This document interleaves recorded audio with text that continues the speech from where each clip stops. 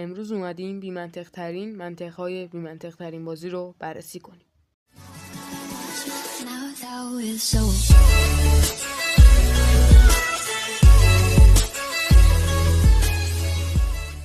سلام تاجیکی هستم. خیلی خوش اومدید به اولین ویدیوی کانالمون. رفقا توی اولین ویدیوی کانال همونجور که اول ویدیو گفتم قراره که بی‌منطق ترین منطق‌های بی‌منطق بازی رو با هم دیگه تست کنیم. خب اولین منطقه که میخوایم بریم تست کنیم این تورچه. اینجا ما اگه تورچو بیاریم توی یه جای تاریک و بگیریم دستمون یکم نور روشن میشه. حالا اینجا قشنگ معلوم نیست. صبر کنیم من دوتا از اینا بکنم و بذاریم اینجا. تاریکه، وقتی تورچ بگیریم روشن میشه، درسته؟ خب این خیلی عادیه تا اینجای کار. این دوتا رو بندازیم دور.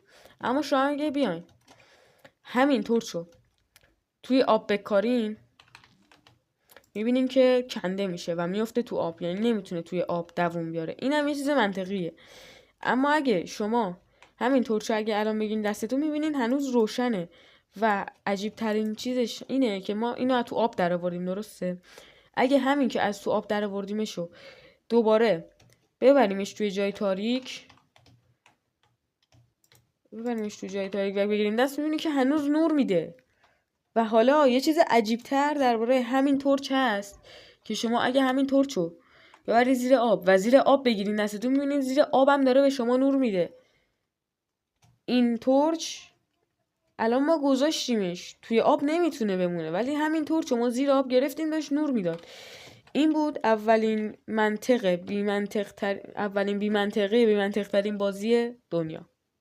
خب آقا اومدیم سراغ منطق دوم که شما اگه ببینید ما یه بلاک میذاریم یه بلاک میذاریم روش، درسته؟ این الان به این وصله نمیفته، ولی اگه ما این بلاک هم از روش بکنیم میبینیم که این بلاک رو هوا وایساده و اینم شد دومین بی‌منطق ترین بازی دنیا.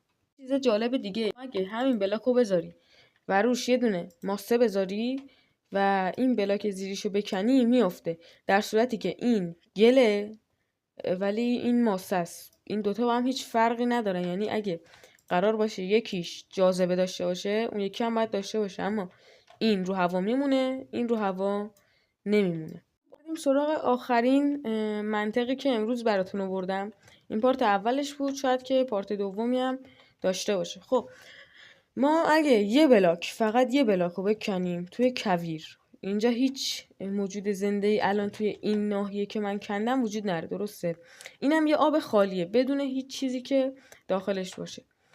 حالا ما اگه قلاب رو بندازیم داخل این یه بلاک، این یه ذره آبی که توش هیچی نبوده و یکم صبر کنیم میبینیم که قلاب به پایین میره و ما یه دونه ماهی میگیریم ازش، با اینکه هیچ چیزی تو این یه دونه آب وجود نداشته. اما اگه یکم که صبر کنیم میبینیم که ما میتونیم از این یه ذره آب ماهی بگیریم، یعنی از همین یه دونه آبی که توش هیچی نبود، یعنی ماهی و اینا داخلش نداشت، هیچ موجود زنده‌ای نبود، ولی ما تونستیم ازش ماهی بگیریم و بازم میتونیم بگیریم. اگه صبر کنید میتونیم حتی 2 ماهی بگیریم یا بیشتر.